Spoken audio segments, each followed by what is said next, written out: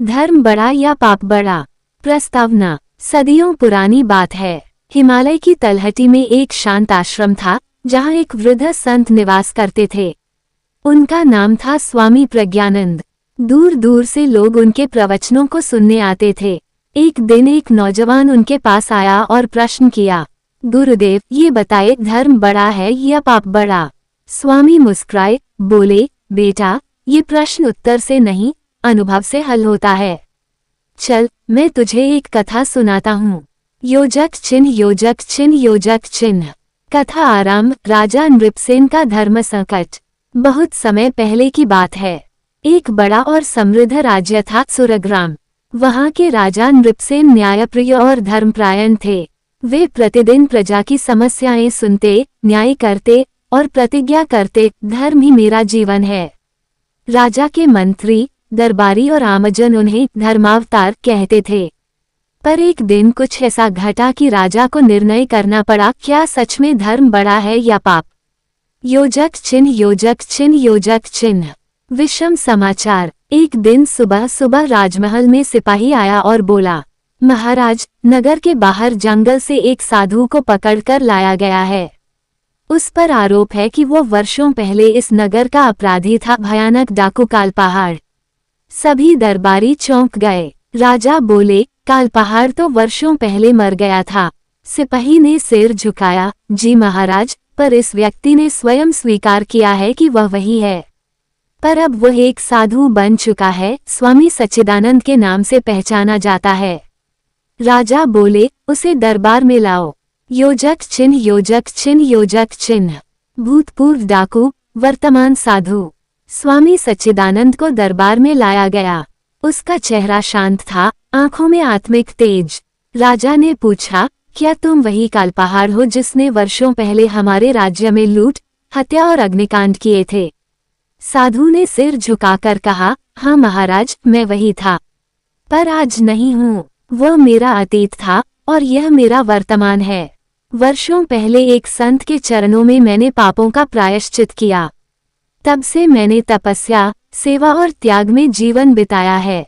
राजा बोले, तो क्या एक साधु बन जाने से तेरे पाप धुल गए? साधु बोला, नहीं महाराज, मैंने अपने हर पाप को याद करके उतना ही तप किया। मैंने अनाथ बच्चों को पाला, बीमारों की सेवा की और कभी किसी से दान नहीं मांगा, केवल कर्म किया। दरबार मौन था। राजा सोच में पड़ गए। योजक चिन्ह योजक चिन्ह योजक चिन्ह। राज्यसभा में धर्म गाथा। राजा ने मंत्री परिषद को बुलाया। सभी बोले, महाराज, अपराधी चाहे साधु बन गया हो, पर न्याय तो होना ही चाहिए। कुछ बोले, पर यदि कोई सचमुच सुधर गया हो तो क्या उसे जीवन भर सजा मिलनी चाहिए? राजा ने विचार किया और कहा, कल हम इस विषय पर निर्णय करेंगे और मैं स्वयं उस साधु की सेवा स्थली पर जाकर जांच करूंगा। योजक चिन्ह योजक चिन्ह योजक चिन्ह। सेवा स्थल का सत्य। अगले दिन राजा गुप्त रूप में साधु के आश्रम पहुंचे। उन्होंने देखा वहां एक वृद्धा की आंखों का इलाज हो रहा था। एक युवा विधवा को आश्रय मिला था। बालक अनाथालय में संस्कार सीख रहे थे। राजा ने देखा कि उस पूर्व डाकू ने जीवन का प्रत्येक पल धर्म और सेवा में समर्पित कर दिया है। राजा लौटे और दरबार में बोले, मैंने सेवा देखी है, अब मैं निर्णय सुनाता हूँ। योजक चिन्ह योजक चिन्ह योजक चिन्ह। धर्म का न्याय। राजा ने दरबार में घोषणा की, कालपहाड़ नामक व्यक्ति के पाप अनगिनत थे, पर स्वामी सच्चिदानंद के धर्म उतने ही विशाल। मैं यह नहीं कह सकता कि पाप धुल गया, पर यह जरूर कहता हूँ कि धर्म ने उस पाप को निष्क्रिय कर दिया। आज मैं उसे दंड नहीं, बल्कि जीवन भर जनसेवा का आदेश देता हूँ, क्योंकि ये दंड नहीं, यह उसके द्वारा चुनी गई राह है। कुछ दरबारी असहमत थे, पर प्रजा में यह निर्णय गूंजा। राजा ने न्याय किया, धर्म को पहचाना। योजक चिन्ह योजक चिन्ह योजक चिन्ह। कथा समाप्ति पर प्रश्न जीवित। स्वामी प्रज्ञानंद ने युवक से पूछा, अब तू बता, धर्म बड़ा या पाप बड़ा?